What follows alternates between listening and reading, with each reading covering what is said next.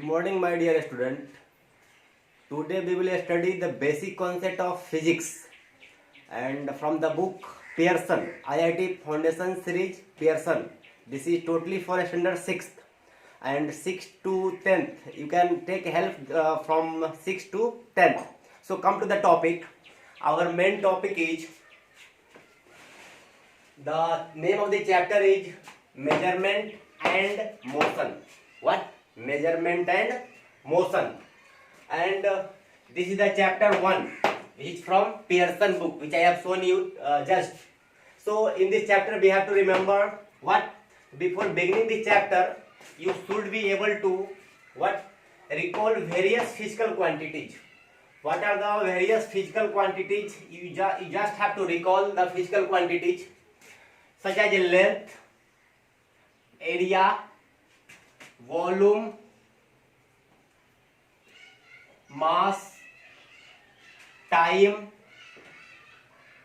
speed, and so many physical quantities. Know the usage of the measuring devices. How you will use the different measuring devices used in our daily life. And the key ideas which is included in the chapter is, after completing the chapter, you should be able to what? To understand various physical quantities.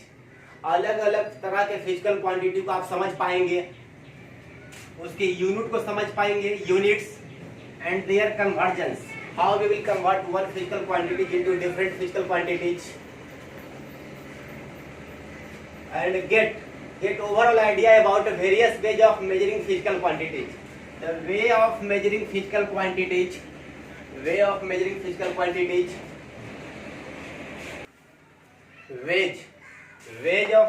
physical quantities, which are used commonly. Okay, now differentiate rest and motion. So we will also discuss the topic rest, what is rest and what is motion. So motion we will discuss in this topic. Distance, what is distance, दूरी किसे कहते हैं समझेंगे हम. Displacement क्या होता है, what is displacement, what is speed, what is velocity, इन सब टॉपिक को हम लोग डिस्कस करेंगे यहाँ पे.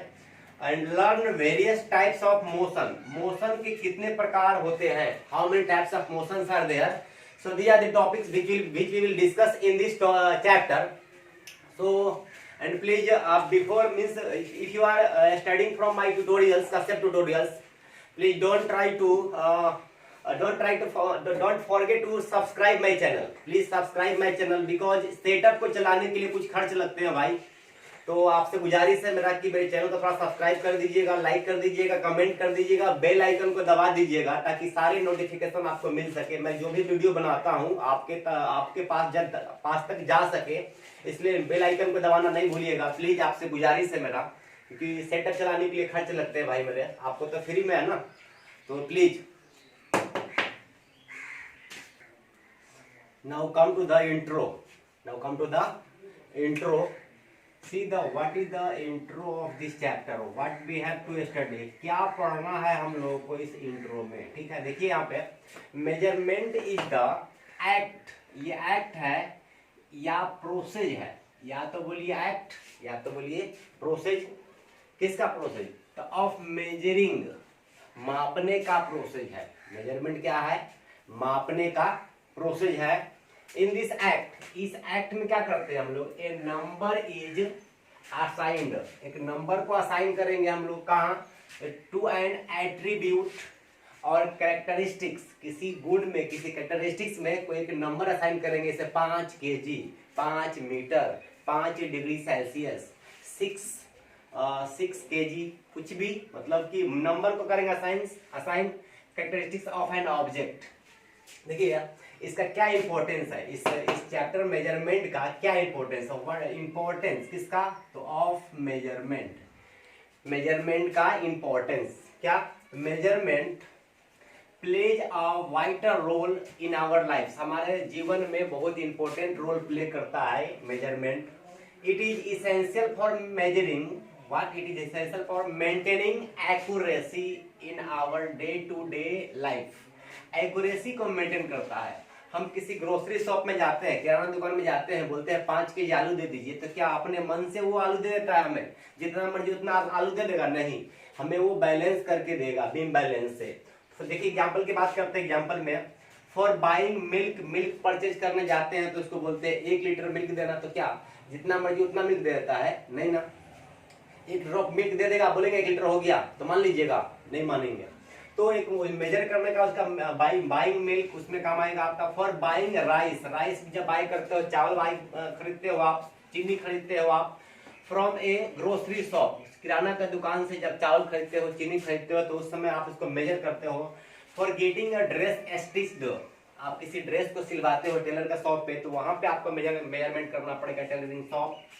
For checking a patients body temperature, patient के बॉडी टेम्परेचर को चेक करना है, कितना डिग्री फ़ारेनहाइट उसके पास टेम्परेचर है उसके बॉडी का। मीन्स अगर 94 डिग्री सेल्सियस है तो वो नॉर्मल टेम्परेचर है, 95 डिग्री सेल्सियस हुआ मतलब कि और फिर भी नॉर्मल है, 98 डिग्री सेल्सियस तक वही टेम्परेचर नॉर्मल होता है।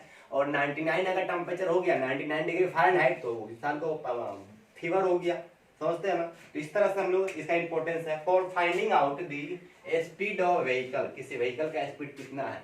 ट्रैफिक पे कोई ट्रैफिक सिग्नल को तोड़ के, ट्रैफिक रूल को ब्रेक करके कोई गाड़ी अगर ज्यादा स्पीड में लेके जा रहा है, आपका speed limit 40 kilometre per hour है, किसी राइडर ने, किसी ड्राइवर ने क्या किया, 80 किलोमीटर पर आवर से पास किया, तो क्या करेगा, उसको ट्रैफिक पुलिस उसको पकड़ेगा और उसको पनिश करेगा। ठीक है, तो यहाँ पे आपका स्पीड के व्हीकल के स्पीड को मेजर करने में यूज करते हैं। For checking the speed of an object falling on the ground, ground पे कोई ऑब्जेक्ट गिर रहा है, उसका स्पीड कितना है।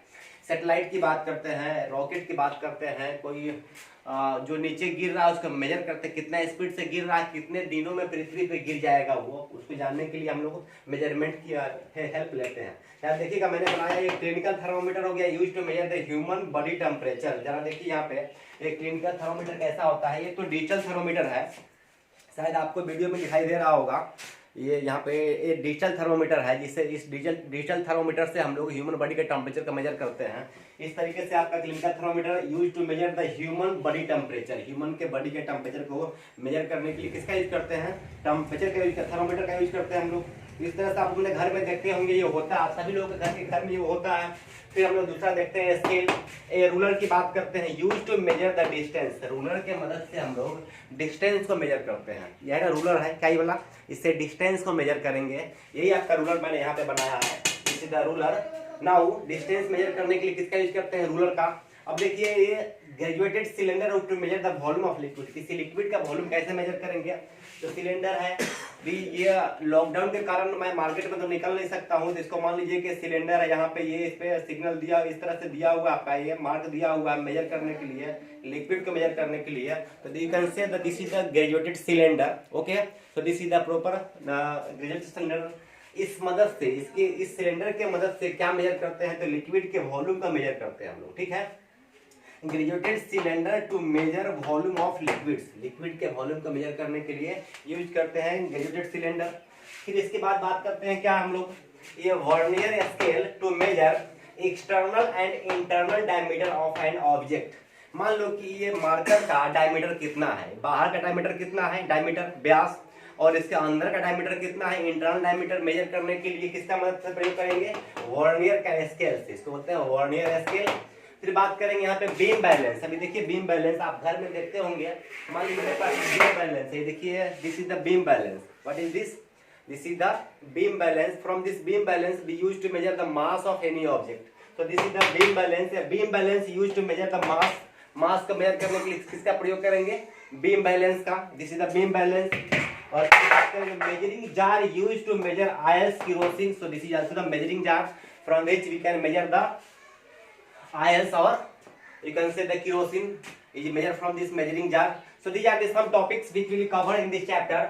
So we are coming to the different, just pause the video, and you can write this, or you can take the screenshot from your video. So take a screenshot or write this while pausing the video, it's your work, okay. We are coming to the next page, okay. Now come, generally we come across many quantities in our daily life, such as length, हम देखते हैं अपने दैनिक जीवन में length की बात करते हैं, हाइट की बात करते हैं, टाइम की बात करते हैं, मास की बात करते हैं, फेथ, फेथ मीन्स विश्वास, होप, होप मीन्स आशा, और अफेक्शन मीन्स लगाव, इन सब की बात करते हैं। सब क्वांटिटी है, लेकिन among these only a few can be measured, कुछ ही को हम नाप सकते हैं। जैसे एग्जांपल मास 2 kg, लेंथ को नाप सकते हैं 5 मीटर, टाइम को नाप सकते हैं 3 सेकेंड, इन सब को नाप सकते हैं and so on. But quantity such as faith, क्या फेथ को नाप सकते हैं? क्या फेथ को नहीं नाप सकते हैं हम। होप मतलब आशा को नहीं नाप सकते हैं, अफेक्शन लगाव को नहीं नाप सकते हैं। Cannot be expressed in numbers, इसको नंबर्स में नाप नहीं सकते हैं, नंबर्स में नाप नहीं सकते हैं। But can be expressed only as more, इसको या तो बोल सकते हैं मोर, या तो बोल सकते हैं लेस, बस कितना बोल सकते हैं। Only those quantities, only those quantities which can be measured, which can be measured physically, जिसको हम फिजिकली नाप सकते हैं, आर कॉल्ड फिजिकल क्वांटिटीज। इसलिए नया टॉपिक है physical quantity and its types, physical quantity और इसके प्रकार। देखिए फिजिकल क्वांटिटी का डेफिनेशन क्या बोलता है, quantities which can be measured, जिसको हम नाप सकते हैं, विच can be measured physically, physically नाप सकते हैं, आर कॉल्ड फिजिकल क्वांटिटी। मैं मन में क्रिकेट खेल रहा हूँ, कितना रन मारा नाप सकते हैं? नहीं नापेंगे ना। मैंने मन में मिठाई खाया, कितना मिठाई खाया नाप सकते हैं? नहीं नाप सकते हैं। लेकिन जिसको हम नाप सकते हैं उसको बोलेंगे physical quantity. Quantities which can be measured physically are called physical quantity, जिसको जरूर लिख लीजिएगा, बहुत अच्छा है डेफिनेशन इसका। एग्जाम्पल देखिए, फिजिकल क्वांटिटी में लेंथ को नाप सकते हैं भाई, मास को नाप सकते हैं, टाइम को नाप सकते हैं, वॉल्यूम को नाप सकते हैं, एरिया को नाप सकते हैं, टेम्परेचर को नाप सकते हैं। ये सब आपका डिफरेंट फिजिकल क्वांटिटीज है।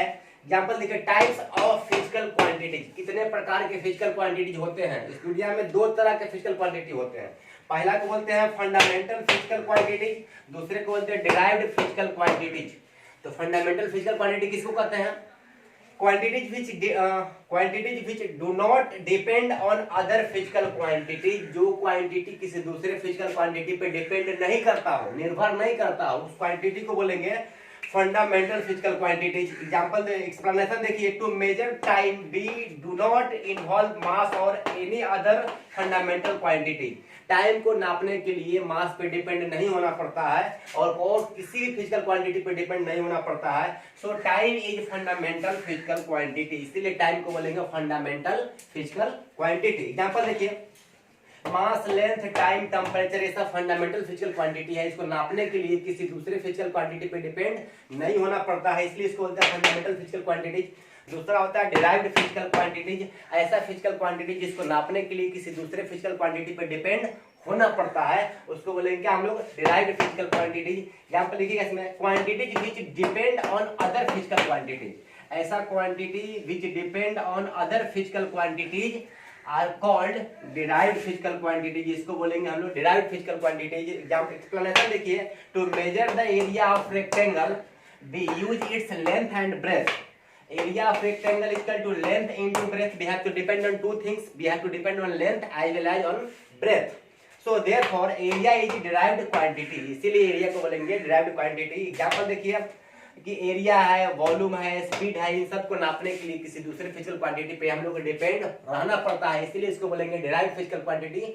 वीडियो को पॉज कीजिए और इसको लिख लीजिए आप, कम से कम ऊपर वाले को छोड़ दीजिएगा, यहाँ से यहाँ तक आप छोड़ सकते हैं, कोई दिक्कत नहीं है।